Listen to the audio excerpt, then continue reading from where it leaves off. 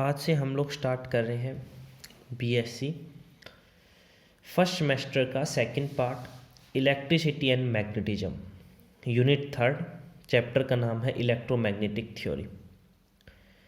का first topic आता है हमारे सामने मैक्सवेल इक्वेशन। ठीक है, मैक्सवेल ने 4 इक्वेशन दी थी। सबसे पहले हम लोग बारी बारी करके हर एक इक्वेशन का डेरिवेशन समझेंगे, हर एक इक्वेशन को ड्राइव करेंगे। तो जो पहली मैक्सवेल इक्वेशन थी हमारे पास वो कुछ इस प्रकार से थी कि डाइवर्जेंस ऑफ इलेक्ट्रिक फील्ड, क्या कहा, divergence of electric field is equal to 1/एप्सिलॉन naught times volume charge density. जो मैंने यहाँ पे रो लिखा है, रो ये किसको रिप्रेजेंट कर रहा है, वॉल्यूम चार्ज डेंसिटी को। एप्सिलॉन नॉट का जहाँ पे जो जिक्र हुआ है ये रिप्रेजेंट कर रहा है परमिटिविटी को। ई का जो यहाँ जिक्र हुआ है ये रिप्रेजेंट कर रहा है इलेक्ट्रिक फील्ड को। डेरिवेशन अगर हम लोग इस फर्स्ट इक्वेशन का डेरिवेशन अगर हम लोग समझना चाहें तो यहाँ पे हम लोग यूज करेंगे गस लॉ इन इलेक्ट्रोस्टैटिक्स का। तो जो गस लॉ है वो क्या कहता है, according to Gauss law the surface integral of electric field, किसका सरफेस इंटीग्रल, इलेक्ट्रिक फील्ड का, जैसे कि that is this over the close surface is equal to the is the 1/एप्सिलॉन naught times the charge enclosed by the surface. 1/एप्सिलॉन naught times the charge enclosed by the surface. Mathematically अगर मैं इसको समझाना चाहूँ तो वो कुछ इस प्रकार से होगा कि सरफेस इंटीग्रल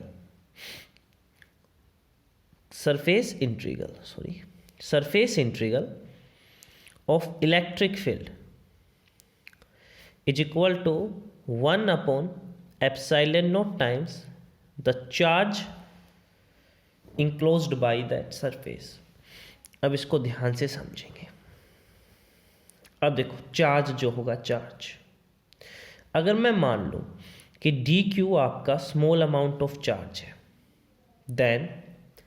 देन dq क्या है हमारा, small amount of charge, small amount of charge, then dq by dv is equal to होगा रो क्या थी हमारी, volume charge density. Volume charge density क्या होता है, चार्ज पर यूनिट वॉल्यूम, ये नेट वॉल्यूम चार्ज डेंसिटी के बराबर होगा। ठीक है, क्योंकि यहाँ पे आप लोगों को 2 प्रकार की वॉल्यूम चार्ज डेंसिटी देखने को मिलेगी। एक तो आप लोग को सिंपल और दूसरी मिलेगी पोलराइज्ड वॉल्यूम चार्ज डेंसिटी। दूसरी क्या मिलेगी, पोलराइज्ड वॉल्यूम चार्ज डेंसिटी। तो यहाँ पे मैं नेट लेके चल रहा हूँ, तो हमारा dq जो स्मॉल अमाउंट ऑफ चार्ज है वो किसके बराबर होगा, रो नेट गुना में dv। और अगर मुझे अब कंप्लीट चार्ज, टोटल चार्ज निकालना है, दोनों तरफ मैं इंटीग्रेशन कर दूंगा। तो इधर मैंने इंटीग्रेशन कर दिया और दूसरी साइड मैंने इधर इंटीग्रेशन कर दिया। तो ये तो मेरे सामने आ गया सिंपल q चार्ज, और ये मेरे सामने आ गया इंटीग्रेशन रो नेट dv। तो अब जो ये फॉर्मूला था ये चेंज हो जाएगा, integration over the surface s e dot ds बराबर 1/एप्सिलॉन naught times integration net volume charge density गुणा में dv। अब हम लोग बातचीत करते हैं कि नेट वॉल्यूम चार्ज डेंसिटी किसके बराबर होगी। मैंने अभी आप लोग को समझाया था कि हमारी वॉल्यूम चार्ज डेंसिटी 2 हिस्सों में बटेगी, एक तो सिंपल वॉल्यूम चार्ज डेंसिटी, एक पोलराइज्ड वॉल्यूम चार्ज डेंसिटी। ठीक, मैं दोनों चीज़ों को एक बार समझा देता हूँ। देखो भैया समझो, हमारे सामने जो डाइइलेक्ट्रिक मीडियम होता है उसके अंदर 2 प्रकार के चार्ज देखने को मिलते हैं। एक तो होता है फ्री चार्ज और दूसरा होता है पोलराइजेशन चार्ज। ठीक है, in a dielectric medium, in a dielectric electric medium, there are two type of charge. Two type of charge. एक डाइलेक्ट्रिक मीडियम में दो प्रकार के चार्ज देखने को मिलते हैं. फर्स्ट वन इज जो आप लोग के सामने फ्री चार्ज होगा, और दूसरा होगा पोलराइजेशन चार्ज.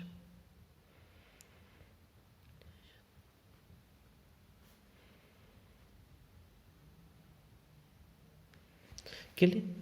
दो प्रकार के चार्ज हम लोगों को देखने को मिलते हैं, एक तो फ्री चार्ज और दूसरा पोलराइजेशन चार्ज. क्लियर? तो वॉल्यूम चार्ज डेंसिटी भी दो प्रकार की होगी. ठीक है, फ्री चार्ज के कारण जो डेंसिटी होगी उसे हम लोग कहेंगे free charge density. Free charge density, ठीक है, जिसको मैंने रो से रिप्रेजेंट किया है. और पोलराइजेशन चार्ज के कारण जो डेंसिटी होगी उसको हम लोग क्या कहेंगे? Polarization charge density. और पोलराइजेशन चार्ज डेंसिटी को मैंने रो पी से रिप्रेजेंट किया है. क्लियर? मैंने उसको रो पी से रिप्रेजेंट किया है. क्लियर? अब आप लोगों को एक फॉर्मूला याद रखना है. वो क्या है कि आप लोगों की जो पोलराइजेशन चार्ज डेंसिटी होती है वो बराबर होती है minus of divergence of polarisation vector. यहाँ पे जो पी वेक्टर है ये किसके लिए यूज़ किया गया है? पोलराइजेशन वेक्टर के लिए. ठीक है, पोलराइजेशन वेक्टर. ये फॉर्मूला आप लोग याद रखेंगे कि polarization charge density is equal to होती है minus of divergence P vector. अब देखो, हमारी जो इक्वेशन थी शुरुआत वाली वो कुछ इस प्रकार से थी कि ई डॉट डी एस बराबर था 1/एप्सिलॉन naught V rho plus rho P D we.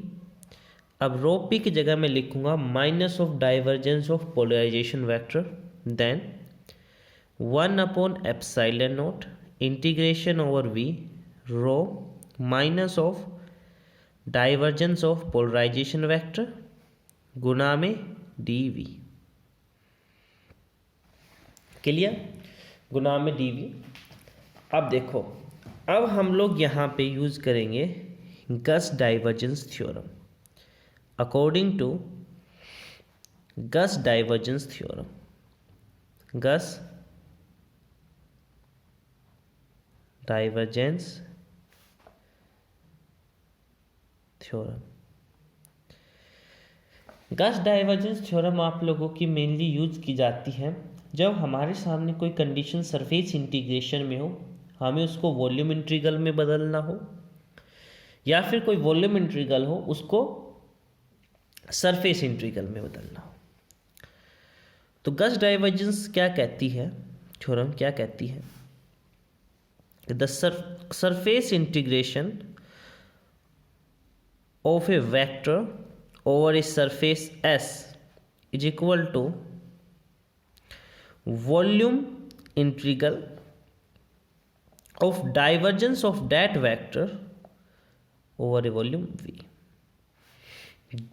ये गस डाइवर्जेंस थ्योरम कहती है. अब यहाँ पे हम लोग इलेक्ट्रिक फील्ड का क्या ले रहे थे? इंटीग्रेशन कर रहे थे ओवर द सरफेस S. तो इस थ्योरम का यूज़ करने पर, गस डाइवर्जेंस थ्योरम का यूज़ करने पर हमारे सामने क्या कंडीशन बनकर आ जाएगी कि हमारी जो ये सरफेस इंटीग्रल था ये वॉल्यूम इंटीग्रल में बदल जाएगा. तो हमारे सामने इक्वेशन बनकर आएगी ओवर द वॉल्यूम वी.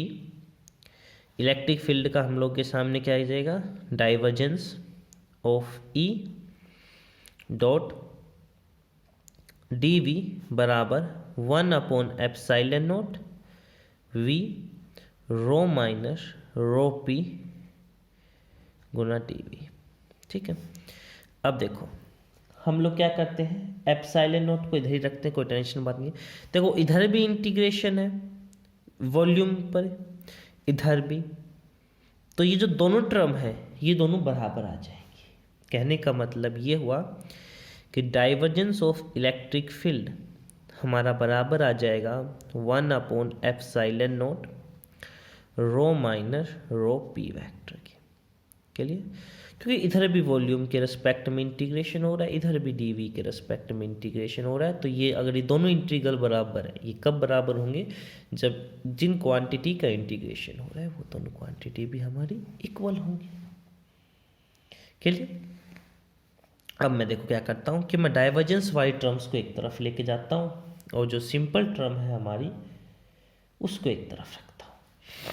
तो देखो मैं डाइवर्जेंस वाली टर्म को एक तरफ रख के गया, डाइवर्जेंस ऑफ इलेक्ट्रिक फील्ड गुणा epsilon naught plus divergence of polarisation vector rho upon epsilon naught. दोनों तरफ से मैं डाइवर्जेंस कॉमन ले लिया, यहाँ से डाइवर्जेंस किसका, epsilon naught times electric field plus divergence of P vector बराबर रो अपॉन एप्सिलॉन नोट। ठीक है, अब ये वाली जो चीज है, ठीक है, यहां पे देखेंगे epsilon naught times electric field plus divergence of polarisation vector, इन दोनों का सम एक तीसरे क्वांटिटी के बराबर होता है और वो क्वांटिटी हम लोग डी से रिप्रेजेंट करते हैं, डी वेक्टर से हम लोग रिप्रेजेंट करते हैं, और वो क्वांटिटी होती है इलेक्ट्रिक, क्वांटिटी का क्या नाम है, electric displacement, electric displacement vector. Quantity का नाम मैंने क्या बताया, इलेक्ट्रिक डिस्प्लेसमेंट वेक्टर। तो यहाँ पे मैं इस क्वांटिटी की जगह में वो लिख दूंगा D बराबर आ गया रो अपॉन एप्सिलॉन नोट। कई जगह सॉरी, एप्सिलॉन नोट तो मैं इधर ले गया था ना, तो ये एप्सिलॉन नोट तो कैंसिल ही हो जाएगा, माय मिस्टेक, ये एप्सिलॉन नोट तो कैंसिल ही हो जाएगा। ठीक है, तो फॉर्मूला बनेगा डाइवर्जेंस ऑफ D वेक्टर बराबर रो, सॉरी इसके लिए ये फॉर्मूला। कई जगह इसी को ही मैक्सवेल की फर्स्ट इक्वेशन भी कह दिया जाता है, कई इसी को आगे बढ़ा दिया जाता है कि मान लेते हैं कि आपके कोई पोलराइजेशन चार्ज नहीं था, मान लेते हैं कोई पोलराइजेशन चार्ज नहीं था। जब कोई पोलराइजेशन चार्ज नहीं होगा, हम लोग मान लेते हैं कि कोई भी पोलराइजेशन चार्ज नहीं है, नो पोलराइजेशन चार्ज। अगर हमारे सामने पोलराइजेशन चार्ज नहीं होगा तो उस समय जो डी वेक्टर है उसकी वैल्यू क्या होगी, भैया पोलराइजेशन चार्ज नहीं होगा तो कोई भी पोलराइजेशन डेंसिटी नहीं होगी, पोलराइजेशन डेंसिटी नहीं, चार्ज डेंसिटी नहीं होगी तो ये वाली क्वांटिटी जीरो के बराबर आ जाएगी, मतलब कि ये वाली जो चीज़ है ये जीरो के बराबर आ जाएगी। तो ये सिंपल होगा एप्सिलॉन नोट गुना में इलेक्ट्रिक फील्ड के। तो डी की जगह मैं इस चीज़ का भी यूज़ करूँगा, एप्सिलॉन नोट गुना इलेक्ट्रिक फील्ड बराबर रो, और ये आ जाएगा डाइवर्जेंस ऑफ इलेक्ट्रिक फील्ड बराबर रो upon epsilon note. Clear, divergence of electric field बराबर रो अपॉन एप्सिलॉन नोट। ठीक है, ये एप्सिलॉन नोट है, एप्सिलॉन नोट। क्लियर, आया कैसे, क्लियर हो जाना चाहिए। अभी हम लोगों ने मैक्सवेल की इक्वेशन को ड्राइव किया, जो कि क्या थी, मैक्सवेल की जो फर्स्ट इक्वेशन थी वो क्या थी, वो थी हमारी कि divergence of electric field is equal to था रो अपॉन एप्सिलॉन नोट के लिए। अच्छा जी, इसी के अंदर आता है कई बार पूछ लेता है, कई बार ड्राइव करने के लिए कह देता है इंटीग्रल फॉर्म बताओ मैक्सवेल की फर्स्ट इक्वेशन की। इस इक्वेशन की इंटीग्रल फॉर्म पूछ लेता है। कौन सी फॉर्म पूछ लेता है? Integral form.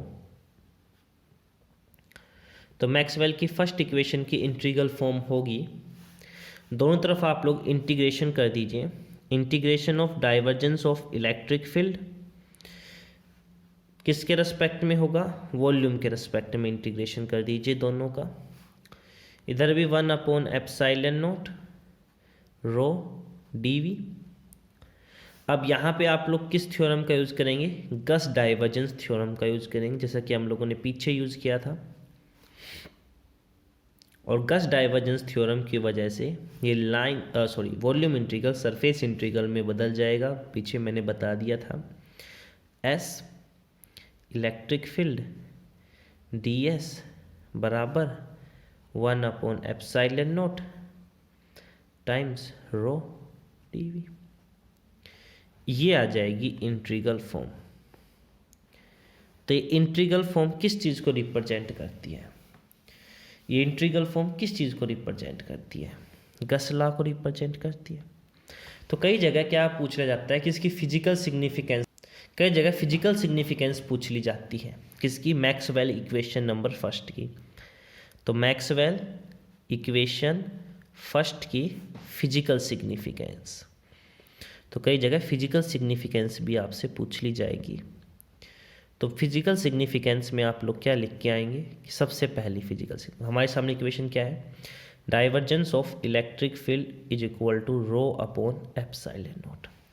सबसे पहले हम लोग ये देखेंगे कि टाइम के ऊपर डिपेंड करने वाली इक्वेशन या टाइम इंडिपेंडेंट इक्वेशन है। तो आप लोग इस इक्वेशन को देख के सिंपल सा ये बता सकते हो कि सर ये टाइम इंडिपेंडेंट इक्वेशन है, क्योंकि ये टाइम पे कहीं कोई भी टर्म ऐसी नहीं है जो टाइम के ऊपर डिपेंड कर रही है। टाइम इंडिपेंडेंट इक्वेशन है। दूसरी बात, ये जो इक्वेशन हमारे सामने आई है ये किसको रिप्रेजेंट करती है? ठीक है, ये किस स्टेटमेंट को रिप्रेजेंट करती है? तो ये हम लोगों ने गस लॉ से ड्राइव किया था। ठीक है, इसका डेरिवेशन हम लोगों ने गस लॉ का ड्राइव किया था। दूसरी फिजिकल सिग्निफिकेंस यही होगी कि it is a statement of Gauss line electrostatic, of Gauss line electrostatic, कि इलेक्ट्रोस्टैटिक्स में जो गस लॉ होता है उसी की आप लोगों के सामने ये स्टेटमेंट है, उसी को ये रिप्रेजेंट करती है। ठीक है, ओके। पहली सिग्निफिकेंस बताई टाइम इंडिपेंडेंट है। दूसरी मैंने ये बताया गस लाइन इलेक्ट्रोस्टैटिक को रिप्रेजेंट करती है। ठीक है, तीसरी बात देखो यहाँ से, ये जो क्वांटिटी है कौन सी? Del dot E, dot product है। ये कैसी क्वांटिटी होगी? स्केलर क्वांटिटी होगी, स्केलर क्वांटिटी। और एक स्केलर क्वांटिटी के बराबर आ सकती है, एक वेक्टर क्वांटिटी के बराबर आ सकती है। तो ये क्या दिखाना चाह रहा है? इससे हमें क्या पता चला इस बात से कि जो हमारी चार्ज डेंसिटी होगी रो, ये भी कैसी होगी? एक स्केलर क्वांटिटी होगी। पहली क्या बताई? टाइम इंडिपेंडेंट है, टाइम इंडिपेंडेंट इक्वेशन है। दूसरी क्या बताई? इसने हमें क्या दिया? Statement of Gauss line electrostatic थी। तीसरी हमें क्या बताया कि डाइवर्जेंस ऑफ इलेक्ट्रिक फील्ड आपके सामने स्केलर क्वांटिटी है, देयरफॉर चार्ज डेंसिटी है वो भी क्या होगी? स्केलर क्वांटिटी होगी। ठीक है, ओके। और तीसरी बात जो इसने फोर्थ बात जो इसने आखिरी चीज़ जो हमारे सामने बताया वो इसी चीज़ को बताया कि ये क्या रिप्रेजेंट करता है, ये क्या बताता है? ये बताता है variation of divergence of electric field. ये किसको रिप्रेजेंट करता है? Variation of divergence of electric field with charge density. ठीक, इलेक्ट्रिक फील्ड का वेरिएशन चार्ज डेंसिटी के साथ, इस चीज को ये रिप्रेजेंट करता है। क्लियर? अच्छा जी, या तो डायरेक्ट आपसे पूछ सकते हैं मैक्सवेल इक्वेशन फर्स्ट का बताओ, या कहेगा Maxwell first steady state equation, उसकी फिजिकल सिग्निफिकेंस बताओ। तो यहीं आप लोगों की Maxwell first steady state equation है। क्लियर? तो ये थी मैक्सवेल की फर्स्ट इक्वेशन। ठीक है, आज हम लोगों ने मैक्सवेल की फर्स्ट इक्वेशन के बारे में डिस्कस किया। हम लोगों ने बातचीत की कि जो मैक्सवेल की इक्वेशन वो क्या होती है, उसका हम लोगों ने डेरिवेशन भी किया, उसकी इंटीग्रल फॉर्म बात की, और उसकी फिजिकल सिग्निफिकेंस पे हम लोगों ने बातचीत की। नेक्स्ट हमारे सामने आएगी मैक्सवेल की सेकंड स्टडी स्टेट इक्वेशन, उसको हम लोग आने वाले लेक्चर्स में करते हैं। Thank you.